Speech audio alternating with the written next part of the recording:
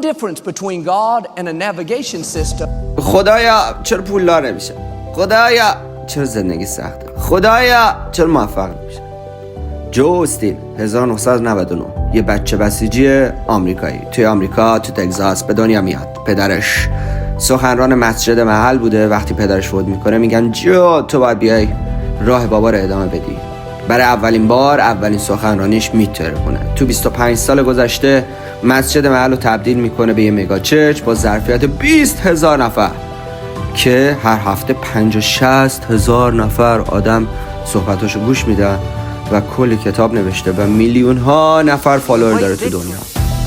راجع به خدا، راجع به کتاب مذهبی، راجع به ایمان، باور، همه اینا صحبت میکنه. فارغ از دین، فارغ از اینکه چی میگه به صحبتاش گوش بدین. نه این آدم، هر آدمی که دوست دارید برای شروع یه نفر انتخاب کنید، به صحبتاش گوش بدید، تمرینش کنید، بفهمین که چی میگه و زندگیش کنید. قطعاً اتفاقات هیجان انگیزی واسهتون میافته.